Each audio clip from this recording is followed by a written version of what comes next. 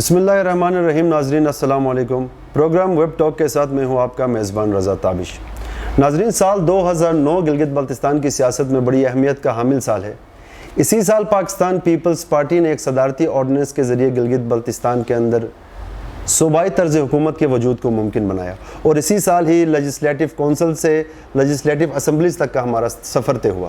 اور سال 2010 میں پاکستان پیپلز پارٹی نے گلگت بلتستان میں بھی بھاری اکثریت سے اپنی حکومت قائم کی، اور اس حکومت پر ایک تنقید و تعریف کا ایک ملتا جلتا رجحان رہا. اسی طرح سال 2015 میں اتنا بڑا ایک پیکج گلگت بلتستان کو دینے کے باوجود پاکستان پیپلز پارٹی سال 2015 کے انتخابات میں وہ کامیابیاں حاصل نہیں کر سکی جن کا عوام کو توقعات تھی. اس کے پیچھے کیا محرکات تھی؟ کیا ڈیلیورنس صحیح طریقے سے نہیں ہو پائی؟ اور سال 2020 کا جو کہ الیکشن کا سال ہے، اس سال پاکستان پیپلز پارٹی کی کیا تیاریاں ہیں اور آگے ان کے لیے کن قسم کی مشکلات کا سامنا کرنا پڑے گا؟ ان معاملات پر بات کرنے کے لیے آج کے ویب ٹاک میں ہمارے ساتھ پاکستان پیپلز پارٹی گلگت بلتستان کے صدر محترم امجد حسین ایڈوکیٹ صاحب تشریف فرما ہے. سر السلام علیکم. وعلیکم. کیسے مزاج ہیں آپ کے؟ سب سے پہلے تو شکریہ سر کہ آپ نے ٹائم نکالا، اور بڑا سادہ سا اور بڑا مشہور سا آپ کا نعرہ تھا سر کہ حق کے حاکمیت و ملکیت. اسی نعرے سے آپ نے اپنے پولیٹیکل کیریئر کا آغاز کیا.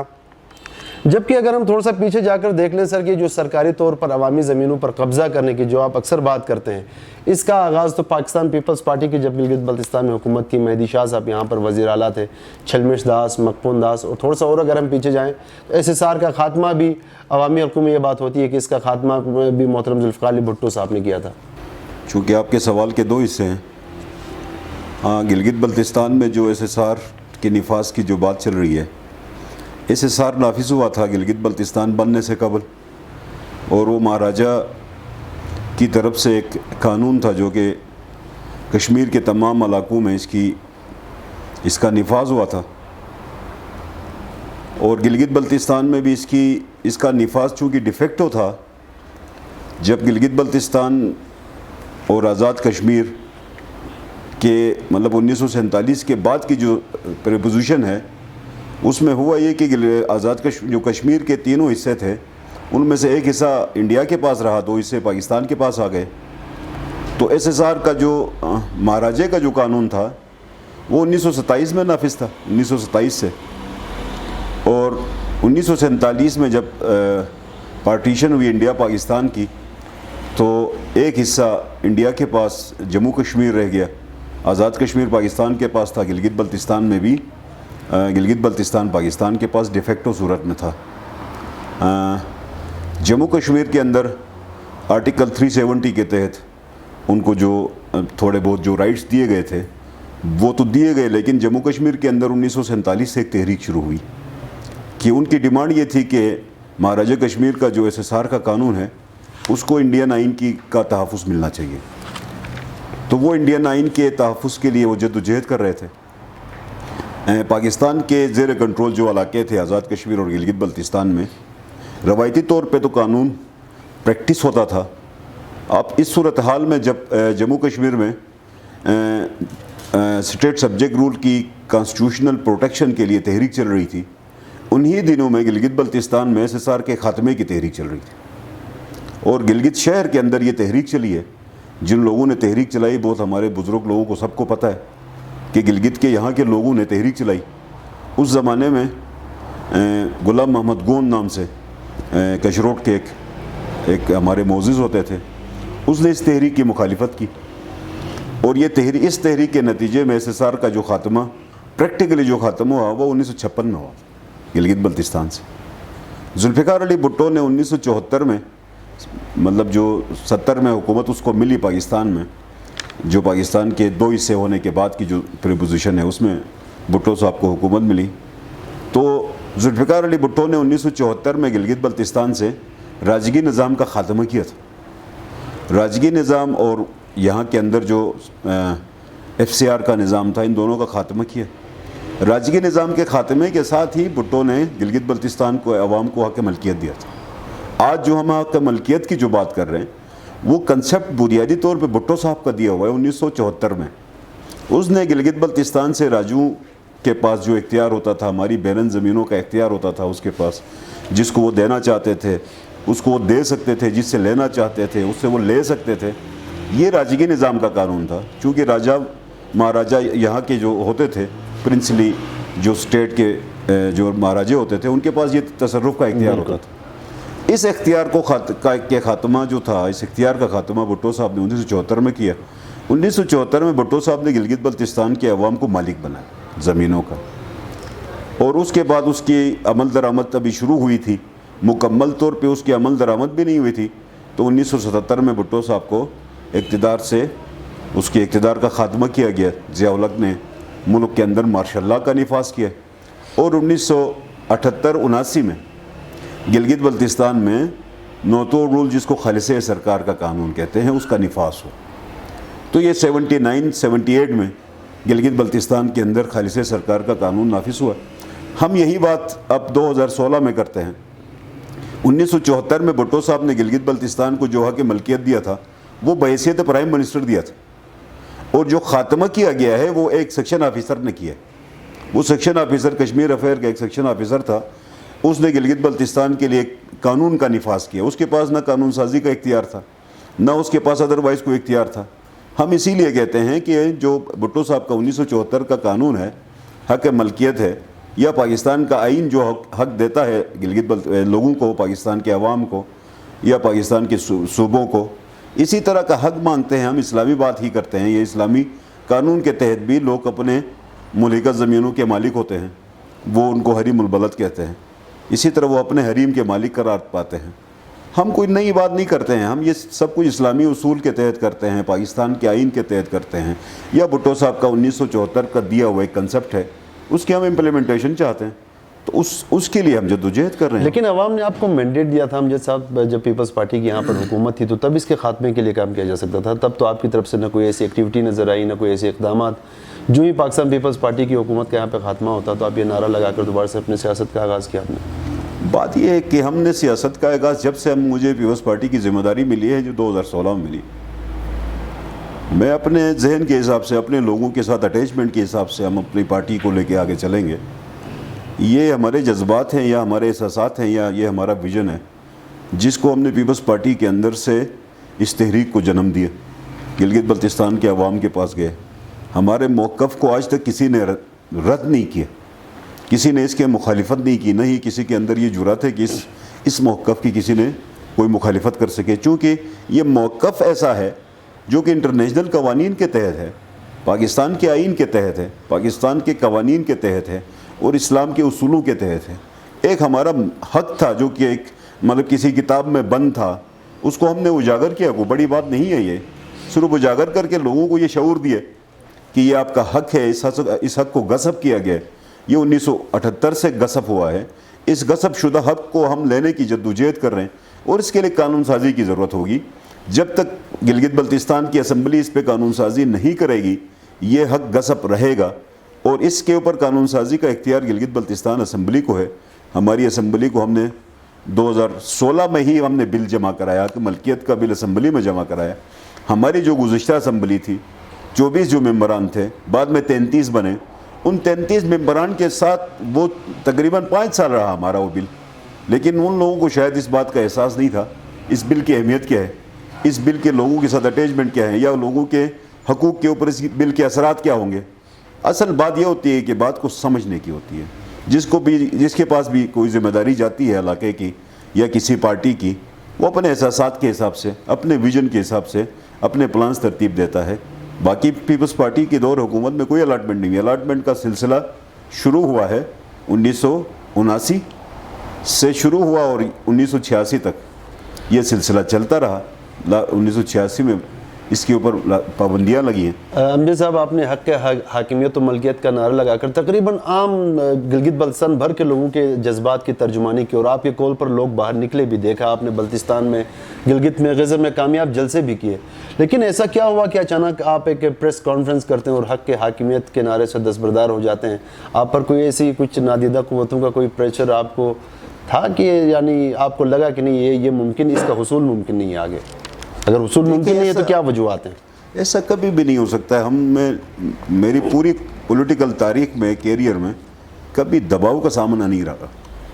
ہم لوگوں کے حقوق کی بات کرتے ہیں، ہم اپنے मतलब लोगों کے مفادات کے لیے کام کرتے ہیں. ہم یہ ساری چیزیں چونکہ توکل کے اوپر کام کرتے ہیں, اللہ کے اوپر ہمارا توکل ہوتا ہے, ہم لوگوں کے مفادات کے لیے بات کرتے ہیں, اور ہماری باتوں میں جو ہمارا بیانیہ ہوتا ہے وہ بیانیہ ہوا میں نہیں ہوتا, لوگوں کے حقوق کے اوپر ہوتا ہے. کبھی دباؤ کی کوئی بات ہی نہیں ہے. جو آپ بات کر رہے ہیں حق حاکمیت سے دستبردار کی, دستبرداری ہم نے کبھی بھی نہیں کی. بات یہ ہوئی کہ جب گلگت بلتستان کا مسئلہ چونکہ 5 اگست کا واقعہ ہوا تھا, یہ اس کنٹیکس میں سمجھنے کی ضرورت ہے. 5 اگست کو انڈین پرائم منسٹر نے کشمیر کی حیثیت میں تبدیلی کرنے کی کوشش کی. 5 اگست کے اندر جو اس کا اسپیشل سٹیٹس تھا اس کا خاتمہ ہوا تھا. اب 5 اگست کے بعد جا کے مطلب دسمبر میں گلگت بلتستان کے سٹیٹس کے اوپر نیشنل سیکیورٹی کمیٹی میں گلگت بلتستان کا مسئلہ جاتا. وہاں پہ یہ بات ڈسکس ہوتی ہے چونکہ انڈیا نے مطلب کشمیر کے مسئلے کو مطلب اس کی اہمیت کو کم کرنے کے لیے اس کی خصوصی حیثیت کا خاتمہ کیا تھا. جب خصوصی حیثیت کا خاتمہ کیا تھا تو اس صورتحال میں ایک سچویشن ایسی پیدا ہوئی تھی کہ گورنمنٹ آف پاکستان کی یہ ذمہ داری تھی یا نیشنل سیکیورٹی کمیٹی کی یہ ذمہ داری تھی کہ وہ ایک ایسا فیصلہ کرتے کہ گلگت بلتستان اور آزاد کشمیر کا جو معاملہ ہے اس کو دنیا کے اندر دنیا کے سامنے اس کو اجاگر کرنا تھا. جو یہاں سے ہم سے بھی بات ہوئی تھی چونکہ ہمارا یہ مطالبہ تھا کہ گلگت بلتستان کو آپ آزاد کرگل لداخ کے ساتھ ملائیں اور ملا کے ایک صوبے کا اعلان کریں, جس طرح انڈیا نے اس کے متنازع حیثیت کو ختم کرنے کی کوشش کی ہے. آپ اس کو اپنے آئین کے اندر تبدیلی کریں اور گلگت بلتستان کو آزاد اس کے ساتھ کرگل لداخ لے کے ساتھ ملا کے پاکستان کے آئین میں مرجر کریں. جب یہ بات نیشنل سیکیورٹی کمیٹی سے مسترد ہوئی تو مسترد ہونے کی صورت میں چونکہ ایک یہ ہوتا ہے نا بعض اوقات آپ ڈسارڈ ہوتے ہیں, بالکل, تو یہ وہ ایک ڈسارڈ کی کیفیت تھی جس کے اوپر ہم نے کہا تھا کہ آپ گلگت بلتستان کے عوام کو کچھ دے نہیں سکتے تو ہر مہینے ایک میٹنگ بلا کے گلگت بلتستان کے عوام کی تذلیل کرنا بند کر دیں. یہ صرف تذلیل کے اوپر پروٹیسٹ تھا. ہم ذرا گلگت بلتستان کا بھی جو حالیہ پولیٹکس کا جو ڈائنامکس ہے سر اس حوالے سے بھی تھوڑی سی بات چیت آپ سے کرنا چاہیں گے. تو پاکستان پیپلز پارٹی جو ہے خواتین کے حقوق کے حوالے سے ہمیشہ سنجیدہ سیاست کرتی ہوئی آئی ہے, لیکن جب ہم اسٹریم لائن پولیٹکس کی بات کرتے ہیں تو خواتین پر ٹرسٹ نہیں کیا جاتا, ان کو ٹکٹ دے کر آزمایا نہیں جاتا. اس کی کیا وجوہات ہیں سر؟ پیپلز پارٹی تو ہمیشہ خواتین کے اوپر اس کا اعتماد ہے. پیپلز پارٹی نے کبھی بھی بہت ہم نے کوشش کی گلگت بلتستان کے اندر خواتین کی سیاست کو انٹروڈیوس کرانے میں. جو پیپلز پارٹی نے کردار ادا کیا ہے وہ تو آپ کو اندازہ نہیں ہے شاید. ہم تو اس دفعہ دیامر سے آپ کو خواتین کا ٹکٹ دے کے دکھائیں گے, آپ کو اندازہ ہوگا کہ ہم اسے بریکنگ نیوز سمجھے سر. آپ شاید اس کو بریکنگ نیوز سمجھ لیں, لیکن ہم یہ سمجھتے ہیں کہ ہم دیامر سے خواتین کو ٹکٹ دیں گے. بہت خوب سر. اسمبلی سے باہر بیٹھ کر آپ نے بڑی مضبوط اپوزیشن کی, جبکہ اس کے مقابلے میں ہم نے اسمبلی کے اندر دیکھا کہ حفیظ سرکار کو جو ہے کمزور اپوزیشن کا سامنا کرنا پڑا, اور باہر بیٹھ کر آپ نے حافظ حفیظ الرحمان پر سنگین جو ہے کرپشن کے الزامات بھی لگائے. بہتر یہ نہیں تھا کہ آپ بجائے اس کے کہ باہر اپوزیشن کرتے, اندر جو اپوزیشن پارٹیاں تھیں ان کے ساتھ تو آپ کا اختلاف تھا, آپ انہی کے ساتھ کنسنسس پیدا کر کے اس اپوزیشن کو اسٹرینتھن کرتے اور اسمبلی کے اندر اس کے خلاف ایک مضبوط بلاک بنا لیتے؟ تو ہم تو اس میں تو ہمارا کیا رول ہے. اسمبلی کے اندر بہت سارے لوگ تھے, بہت ساری پارٹیاں تھیں, جن پارٹیوں کو گلگت بلتستان میں حفیظ الرحمان کا ہاتھ روکنا چاہیے تھا. اس کے جو ڈسپنسیشن ہو رہی تھی, جس طرح حفیظ الرحمان گلگت بلتستان کے بجٹ کو ٹھیکیداروں کے ذریعے سے مس یوز کر رہا تھا, یہ تو ذمہ داری اسمبلی کے اندر بیٹھے ہوئے لوگوں کی زیادہ بنتی تھی ہماری. ہم تو باہر تھے, ہم تو ادروائز چونکہ مطلب آپ کی نمائندگی تو تھی ایڈوکیٹ صاحب, لیکن گلگت بلتستان کے سرمایہ ضائع ہو رہا تھا, تو ہم تو اپنا بیانیہ لے کے 5 سال عوام کے سامنے رہے. ہم نے حفیظ الرحمان صاحب کی ڈسپنسیشن کو مسترد کیا, ہم نے حفیظ الرحمان کی پالیسیز کو مسترد کیا, ہم نے حفیظ الرحمان کی جو پالیسیز تھی ہم نے یہ سمجھا, اس وقت بھی یہ سمجھا کہ یہ غریب عوام کے لیے نہیں ہے, یہ اس طبقے کے لیے جو مراد یافتہ ہے یا اس سرمایہ دار طبقے کے لیے حفیظ الرحمان صاحب پیسے گلگت بلتستان کے بجٹ کو استعمال کر رہے ہیں. اور یہ بات ثابت ہو گئی 5 سال بعد. آج حفیظ الرحمان کی کیفیت دیکھیں, اور جن لوگوں نے حفیظ الرحمان کی سپورٹ کی ان کی بھی کیفیت دیکھیں. گلگت بلتستان کے عوام کوئی مطلب ایسے نہیں ہے کہ وہ چیزوں کو نہیں سمجھتے. گلگت بلتستان کے عوام کے سامنے کون سی جماعت نے حفیظ الرحمان کی درپردہ حمایت کی ہے, کون سی جماعت نے حفیظ الرحمان کی حکومت کی سپورٹ کی ہے, وہ سارے کے سارے کردار جو ہیں وہ لوگوں کے نظروں کے سامنے ہیں. آج عوام میں جاتے ہیں تو پذیرائی حاصل نہیں ہو رہی ان کو. سر جب ہم گلگت بلتستان میں اختیارات کی بات کرتے ہیں اسی حوالے کو لے کر ہم نے حافظ الرحمان صاحب سے ہماری بات ہوئی تو ان کا کہنا تھا کہ جی بی کونسل جس کا آپ بھی ممبر تھے 2012 میں ایک اجلاس بلایا اور آپ نے جو ہے دیامر بادشاہ ڈیم کے ریئلٹی کو جو ہے وفاق کے کھاتے میں ڈال دیا جس کا آپ بھی حصہ تھے، تو آپ اس کو کیسے دفاع کریں گے؟ دیکھیں نا، یہ کریڈٹ تو پاکستان پیپلز پارٹی کو جاتا ہے کہ دیامر بادشاہ ڈیم کی جو زمین تھی جو خالصہ سرکار تھی، وہ یہ پیپلز پارٹی وہ پیپلز پارٹی ہے جس نے خالصہ سرکار کی بھی کمپنسیشن دی دیامر کے لوگوں کو، ٹھیک ہے کہ نہیں ہے؟ کوئی 45-50 ارب روپے تقسیم ہوئے، یہ حفیظ الرحمان سوچ ہی نہیں سکتے اس طرح کی چیزیں۔ جب مقبول داس کی زمین ایکوائر ہو رہی تھی، جب مقبول داس کی زمین گورنمنٹ کے کسی مقصد کے لیے مطلب جب ضرورت پڑ گئی تو حفیظ الرحمان کا بیان عوام کے سامنے ہے، اس نے کہا یہ خالصہ سرکار ہے۔ ہم نے دیامر بادشاہ ڈیم بناتے ہوئے یہ نہیں کہا یہ خالصہ سرکار ہے، یہ عوام کی ملکیت ہے، اور یہ ہماری گورنمنٹ میں کی کریڈٹ میں جاتا ہے۔ 2010 کا کمپنسیشن دینے کا معاہدہ پیپلز پارٹی کی گورنمنٹ میں ہوا، ہم نے تو عوام کو کمپنسیشن دیا ہے، 45-50 ارب روپے تقسیم کیے ہیں۔ حفیظ الرحمان بتائے اپنے دور حکومت میں کتنے روپے تقسیم کیے کمپنسیشن کی مد میں؟ اس نے 1 روپیہ نہیں دیے۔ وہ تو ہماری چھلمٹ بھی اٹھانا چاہتا تھا، وہ ہماری برمس کی زمین بھی اٹھانا چاہتا تھا، وہ ہماری مطلب جتل کی زمین بھی اٹھانا چاہتا تھا، وہ مقبول داس کی زمین بھی اٹھانا چاہتا تھا۔ حفیظ الرحمان تو ہم سے زمینیں اٹھانا چاہتا تھا، یہ تو ہماری طاقت تھی کہ ہم نے حفیظ کا ہاتھ روکا ہے، ہم نے اس کو بے بس کر کے رکھا ہے۔ ایسا نہیں ہے کہ مطلب یہ کوئی حفیظ الرحمان کی خواہش پہ ہم چھوڑتے ہیں تو وہ شاید ہمیں یہاں سے بے دخل کرتا، یہ تو ہمارے عوام کی طاقت تھی، ہمارے عوام کا شعور تھا جس نے مطلب جد و جہد کر کے عوام سڑکوں پہ آ کے اپنے حق کو حاصل کیے، وہ تو حفیظ الرحمان کی بے بسی میں ہم نے لیے۔ سر لیکن جب آپ کی پارٹی ارباب اختیار میں تھی تو آپ کی پارٹی پر بھی تو کرپشن کے الزامات رکھتے رہے، آپ کی پارٹی پر یہاں تک کہا گیا کہ آپ یہ گاڑی کے بانٹ پہ بیٹھ کر لوگوں کو نوکریاں فروخت ہو رہی ہیں، اور یہ ہم نے نہیں، آپ کی اپوزیشن پارٹیوں نے یہ باتیں کی۔ پچھلے 5 سال میں ہم نے کرپشن کی ہوتی، ہم 5 سال اپوزیشن میں رہے، حفیظ الرحمان حکومت میں رہے، ایک کیس دکھائے، ایک نیب کا کیس دکھایا پیپلز پارٹی کے کسی وزیر کے خلاف، جن لوگوں نے بانٹ کے اوپر دستخط کیے تھے وہ جیل میں۔ کسی انتظامی آفیسروں کو کنٹرول نہ کرنا حکومت کی غلطی ہے، اس بات کو میں مانتا ہوں، اس بات کو میں تسلیم کرتا ہوں کہ اس حکومت کی ذمہ داری تھی کہ انتظامی لیپسز کو، انتظامی کرپشن کو سنبھالتے، کنٹرول کرتے۔ اس کنٹرول کا فیلئر ضرور ہوا ہے، اس کا ہمیں مطلب اس کا خمیازہ بھی بھگتنا پڑا۔ اس خمیازے کی صورت میں تو ہم مطلب 12-13 سیٹوں سے 1 سیٹ پہ رہے، وہ 5 سال ہم اپوزیشن میں رہے۔ اب اس وقت آپ نے ہمیں 5 سال کی اپوزیشن کا سوال کرنا ہے کہ کیا ہم نے اپوزیشن صحیح کی یا نہیں کی۔ چلیں سر آپ سے اگلا سوال کرتے ہیں کہ چونکہ 2015 کے انتخابات میں آپ کا صرف ایک ہی نمائندہ اسمبلی میں کیا، لیکن نگر میں محمد علی شیخ صاحب کی وفات کے بعد جو وہاں پر نشست خالی ہوئی، ضمنی انتخابات میں آپ کو کامیابی حاصل ہوئی، اور 4 دن کے لیے ہی صحیح انجینئر اسماعیل صاحب بھی آخری دنوں میں اسمبلی میں داخل ہوئے۔ یہ جو 2 بڑی کامیابیاں ہیں، ان کا آنے والے انتخابات میں آپ کی پارٹی کے لیے کتنا معاون ثابت ہوں گی یہ 2 کامیابیاں؟ آپ اس بات کو تو تسلیم کریں نا کہ 2015 میں ہمارے مینڈیٹ کے اوپر جو مطلب ڈاکہ ڈالا گیا تھا، اس کا کچھ حصہ ہم نے مطلب جدوجہد کے ذریعے واپس لیا، کچھ جگہوں میں ہم نے ری الیکشن کے ذریعے واپس لیا، کچھ جگہوں میں ہم نے عدالتوں کے ذریعے سے اپنے مینڈیٹ کو جو ہم سے چرایا گیا تھا اس کو ہم نے واپس لیا۔ اگر فری فیئر الیکشن 2015 میں ہوتا تو شاید مسلم لیگ نون 2015 میں بھی حکومت نہ بنا سکتی۔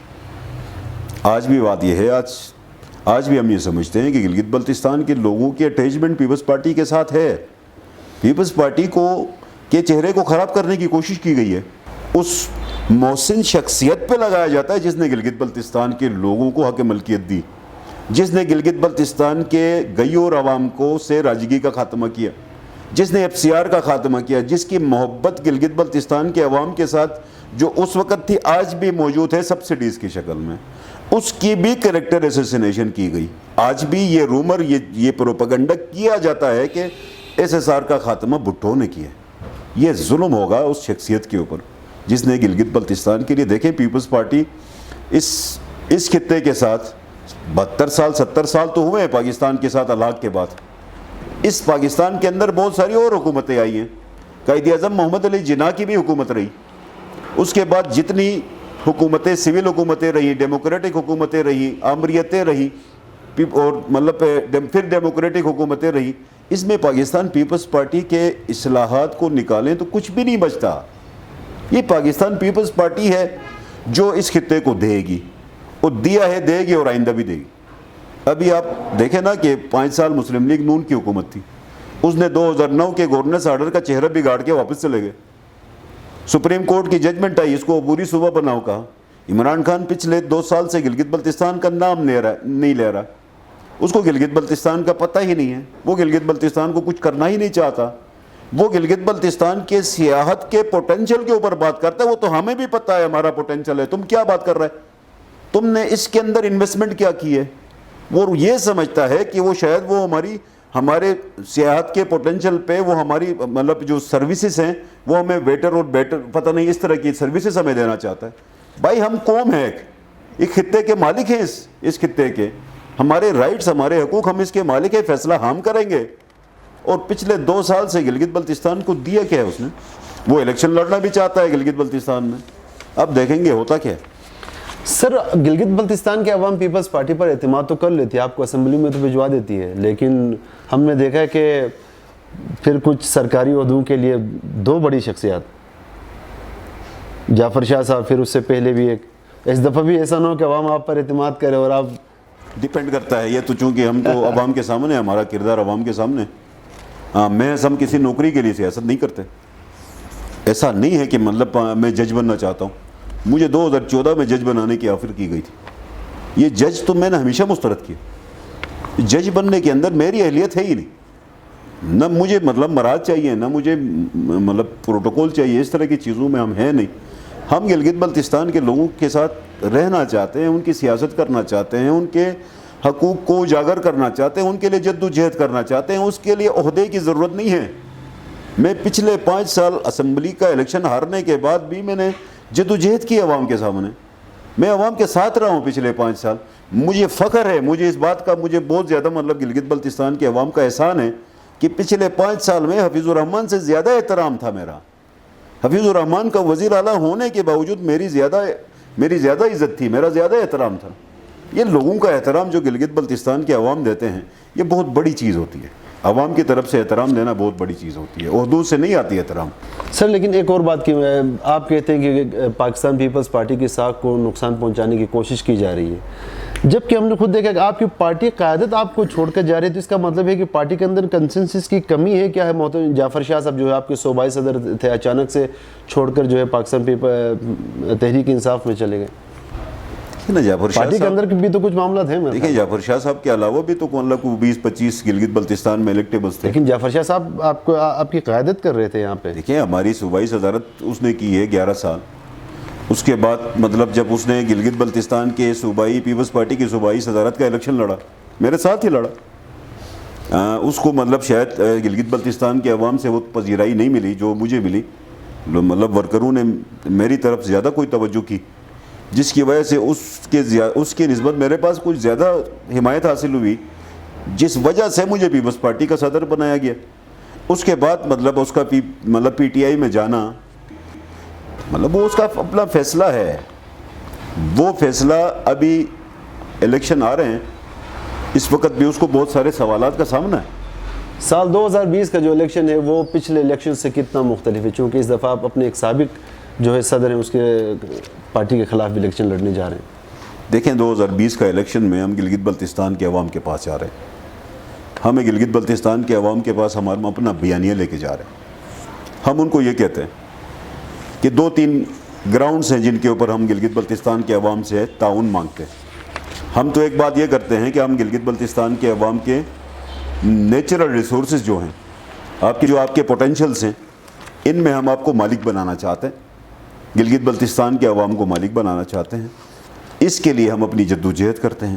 دوسری بات، ہم اپنے عوام سے یہ مطالبہ کرتے ہیں کہ 70 سال کا عرصہ ہو گیا کہ یہاں پہ 2 قسم کے بیانیے پائے جاتے ہیں۔ یہاں پہ کہا یہ جاتا ہے کہ وفاق میں جس کی حکومت ہے اس جماعت کو گلگت بلتستان کے عوام ووٹ دیتے ہیں، جس کو ہم تسلیم نہیں کرتے۔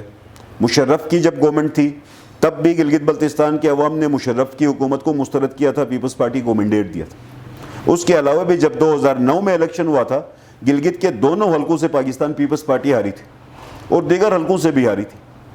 تو یہ نہیں ہو سکتا ہے۔ ہم یہ سمجھتے ہیں کہ گلگت بلتستان کے عوام جو ہیں وہ اپنے حق کی بات کریں, شعور سے ووٹ دیں, وفاق کو یہ پیغام دیں کہ آپ گلگت بلتستان کے لوگوں کے جو حقوق آپ کے پاس پڑے ہوئے ہیں 70 سالوں سے, آپ ان کو ان کے ہاتھ میں لا کے دے دیں اور ووٹ لے لیں. اگر مطلب وفاقی حکومت الیکشن کے انعقاد تک کوئی بڑا سا کوئی اس طرح کا گلگت بلتستان کے لیے کوئی اعلان نہیں کرتی عبوری صوبے کا, آئینی صوبے کا, یا گلگت بلتستان کو عبوری صوبہ بنانے کے لیے کوئی پیش رفت نہیں کرتی, تو مجھے تو تحریک انصاف کی ضمانت ضبط ہوتی ہوئی نظر آ رہی ہے. گلگت بلتستان کے عوام اس دفعہ ووٹ نہیں دیں گے, چونکہ وہ چیزوں کو سمجھ چکے ہیں, اپنے حقوق کو سمجھ چکے ہیں. جس جماعت نے 2-2.5 سال گلگت بلتستان کے حقوق کے اوپر کوئی بات ہی نہیں کی ہے, سپریم کورٹ کی ججمنٹ ہے, اس کے اوپر عمل درآمد کے لیے وہ تیار نہیں ہے. اس نے اپنا وہ پریمبل واپس لیا جس میں 2020 میں 2019 کے جب سپریم کورٹ میں جب کیس چل رہا تھا تو ایک پروپوزڈ گورننس آرڈر جاری کیا تھا جو کہ سپریم کورٹ کی ججمنٹ کا حصہ ہے. اس ججمنٹ کے اندر جو پریمبل تھا جس میں یہ کہا گیا تھا کہ ہم گلگت بلتستان کو عبوری صوبہ بنائیں گے, اس عبوری صوبے کے پریمبل کی وڈراول کی ریویو پٹیشن ہے وفاقی حکومت کی طرف سے, عمران خان کی طرف سے. وہ اس موقف سے پیچھے ہٹنا چاہتا ہے. ہم تو وہ ساری باتیں الیکشن آئے گا تو ہم آپ کو بتائیں گے کہ ان کا انر کیا کہتا ہے گلگت بلتستان کے ساتھ. پچھلے ہفتوں سر آپ ایک سٹیٹمنٹ نیوز پیپرز میں چھپا کہ آنے والے الیکشنز میں جو ہے کچھ ہم خیال جماعتوں کے ساتھ جو ہے ہمارا اتحاد بن سکتا ہے. پی ٹی آئی اور پی ایم ایل این تو آپ کے پولیٹیکل رائیولز ہیں اور مذہبی سیاست اور مسجد سے سیاست کو آپ شروع سے خلاف رہے ہیں, تو پھر کن کے ساتھ آپ اتحاد بنانے جا رہے ہیں سر؟ میں نے ہمیشہ ایک بات کی ہے کہ پیپلز پارٹی کا کسی بھی جماعت سے اتحاد نہیں ہو سکتا, الیکشن سے قبل کبھی اتحاد نہیں ہو سکتا. پاکستان پیپلز پارٹی اپنے پلیٹ فارم پہ الیکشن لڑے گی, کسی کے ساتھ اتحاد کی بات نہ ہو سکتی ہے نہ ہوگی. سیٹ ایڈجسٹمنٹ ہمیشہ پروویژن ہوتی ہے, سیٹ ایڈجسٹمنٹ کا سلسلہ چلتا ہے, وہ دیکھا جاتا ہے کہ کون سے حلقے میں کیا پریپوزیشن ہے, وہ اس وقت مد نظر رکھا جاتا ہے. باقی جماعتوں کے ساتھ اتحاد کبھی نہ ممکن ہے نہ ہوگا. آنے والے الیکشنز آپ کو جو ایک نومبر کی تاریخ دی گئی ہے, گراؤنڈ ریالٹیز کو سامنے رکھتے ہوئے کیا نومبر میں بھی الیکشنز ہوتے ہوئے نظر آ رئے ہیں سر آپ کو؟